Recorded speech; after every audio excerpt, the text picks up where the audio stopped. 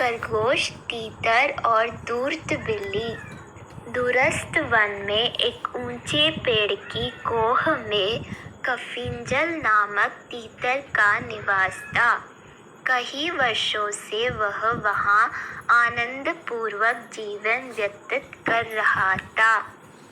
एक दिन भोजन की खोज में वह अपना कोह छोड़ निकला और एक हरे भरे खेत में पहुंच गया। वहां हरी भरी कोंपलें देख उसका मन ललचा गया और उसने कुछ दिन उसी खेत में रहने का निर्णय किया।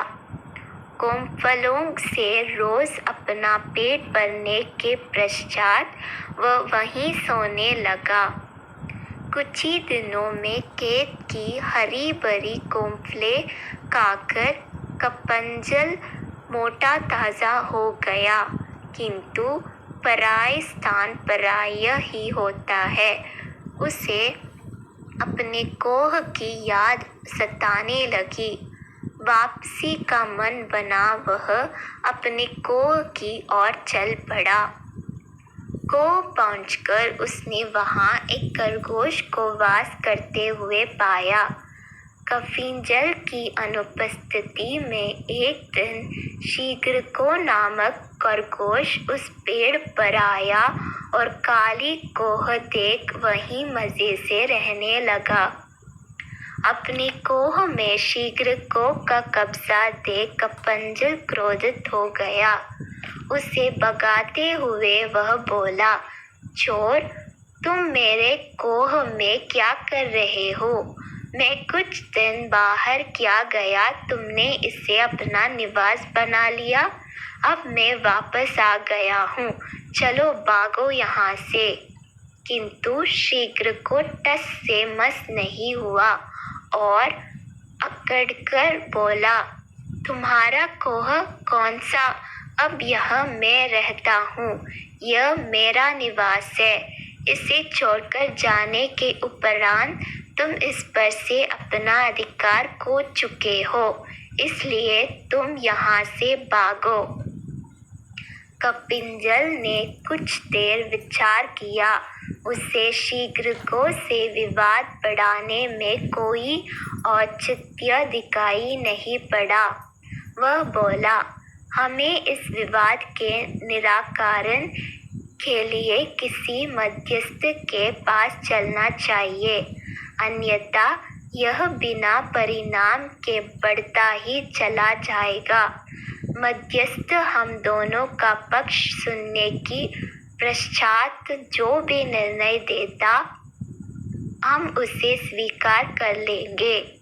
शीघ्रको को भी कफिंजल की बात उचित प्रतीत हुई और दोनों मध्यस्थ की खोज में निकल पड़े। जब कफिंजल और शीघ्रको में मध्य ये वार्तालाप चल रहा था, ठीक उसी समय एक जंगली बिल्ली वहां से गुजर रही थी। उसने दोनों की बातों सुन ली और सोचा, क्यों ना स्थिति का लाभ उठाते हुए मैं इन दोनों की मध्यस्थ बन जाऊं।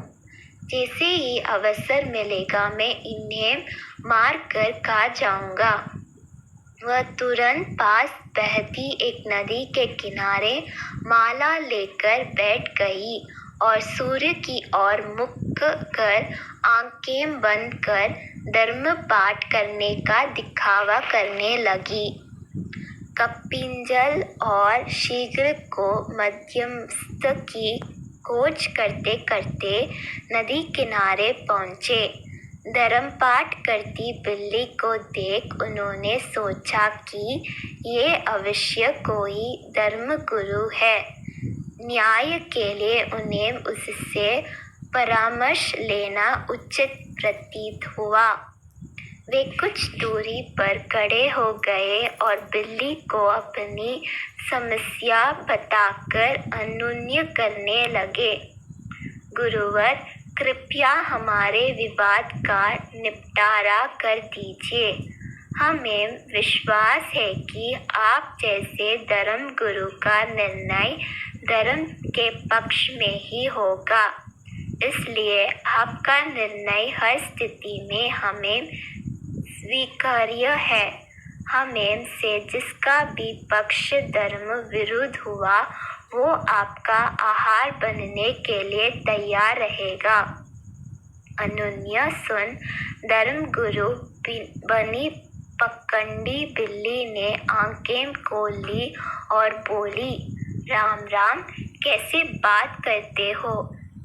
अहिंसा का आगे त्याग कर मैंने धर्म का मार्ग अपना लिया है, इसलिए मैं हिंसा नहीं करूंगी, किंतु तुम्हारे विवाद का निराकरण कर तुम्हारी सहायता अवश्य करूंगी।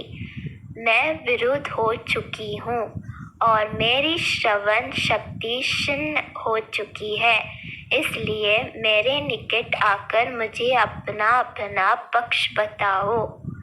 पकंडी बिल्ली की चीकनी चुपड़ी बातों पर कपिंजल और शीघ्र को विश्वास कर बैठे और अपना पक्ष बताने उसके निकट पहुंच गए। निकट पहुंचते ही पकंडी बिल्ली ने शीघ्र को पंजे में दबोच लिया और कपिंजल को अपने मुंह में दबा लिया। कुछ ही देर में दोनों को सफाचट कर पकंडी बिल्ली वहां से चलती बनी। सीख, अपनी शत्रु पर कभी भी आंख मूंदकर भरोसा नहीं करना।